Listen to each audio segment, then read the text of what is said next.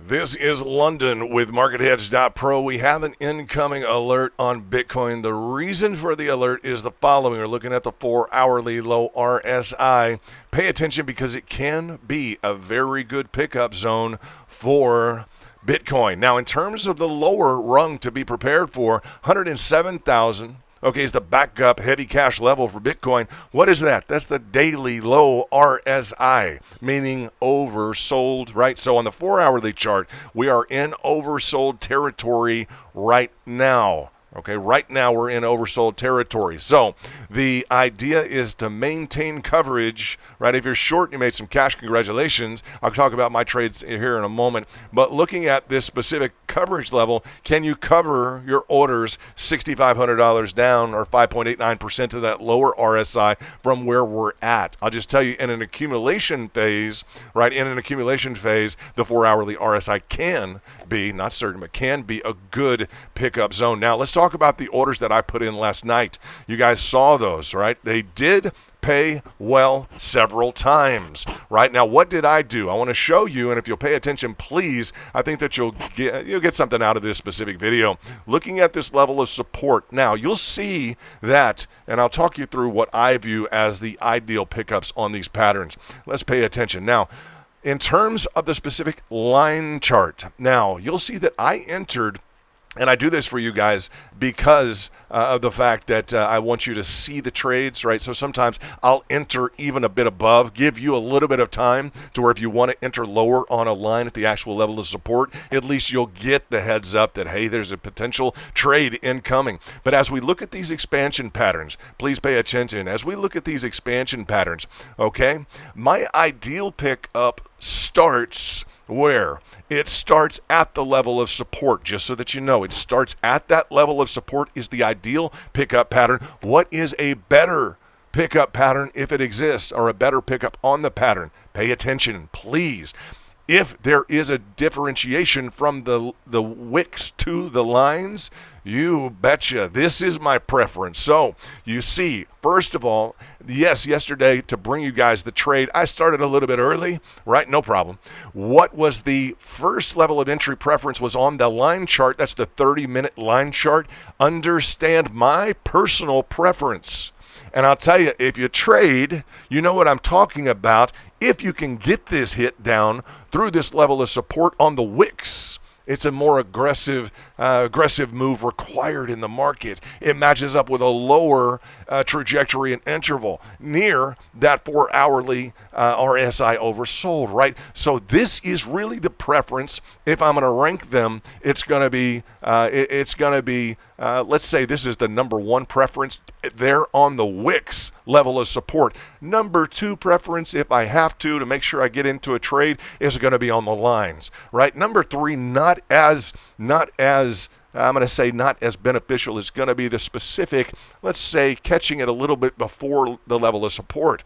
As I always say, and this is going to ring true here, the value zone is going to be below your level of support. When everyone else is losing their cool that's long, right? Either under this, which was a beautiful trade, by the way. You have to look at this. This is a beautiful trade down through to that level of support. All that value area paid on recoup. It paid again on recoup. It paid again on recoup. Guys, that's a lot of swing value on this specific volatility expression. So I wanted to bring to your attention the specifics, the notion that I get in early sometimes to bring you guys the trade. If you're in the money, if your screen turns green, what does that mean? It means you have a decision to make, all right? You understand, I'm going to ball it up, meaning just try and, go baller on this whole thing. In terms of line of resistance, I want that top line target, right? But I've got cash scheduled out to where if this whole account were to evaporate, guys, I'm going to be all right. I'm going to be just fine. I've got the heavy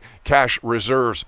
I need to go back. There's the music reference there. But I've got the heavy cash reserves, sorry about that, to where I can double in, triple in, compound in at lower levels. So please take the technical away from this in terms of my preference. One, okay, is going to be the maximum lowest rung here. What's my lowest pickup possible? That's the first preference. Two is going to be on the lines. not as preferable as that wick differentiation. At any time you're up in this zone, trying to catch it early, which sometimes you catch it, but it's just not as favorable. So let's see if Bitcoin can pick up again on this specific, what is this, specifically 4 hours, that 4 hourly low RSI, and I'll teach you a trick for those of you who have waited this long on the video. What's the trick? I like this 4 hourly low RSI. Now this is not any different than me putting in RSI, putting in relative strength index, and seeing that yes, here we hit RSI oversold. We achieved 30 on the specific RSI. So pay attention here. That is this line here. I've extrapolated the exact price on the price chart.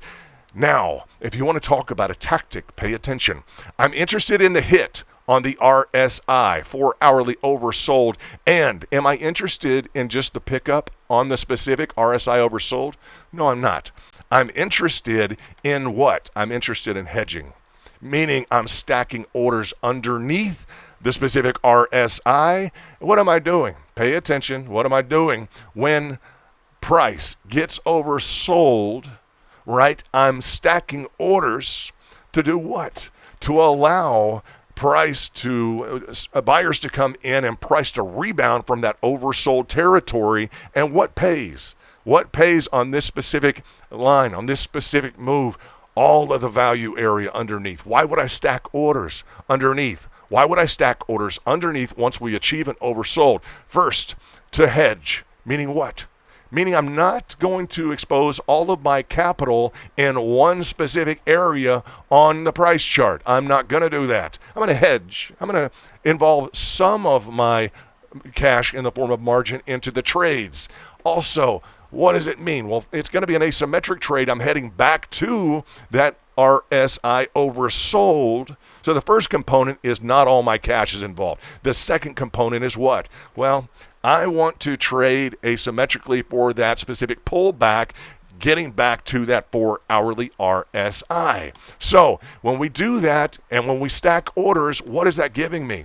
It's going to ensure I own the bottom if we do have that pullback. That's why I stack orders. Unless you've got a crystal ball and it's going to tell you the exact order, or you want to play around with a stop loss and getting kicked out, these rebound trades can print cash. You have to be prepared, guys. $2,000-$3,000 on Bitcoin. You've got to be prepared to catch that lower move, however low it may be. But I'm looking for that rebound, for that throwback onto that oversold line. Now, and that's no different than saying I just need the buyers when they ultimately step in here to push back into kind of neutral territory. So you have to be prepared for that excess oversold or excess overbought. But it's that recoup. Same thing happens on the top side. I spent a little bit of extra time today because I know some of you guys are looking at this and you're paying enough attention to where you want to make money on this. This is something that I want to be 5 to 8 minutes into a video to where the right guys are seeing this and you understand. If you back test this, just take a look at which RSI levels are paying, how far they're pushing.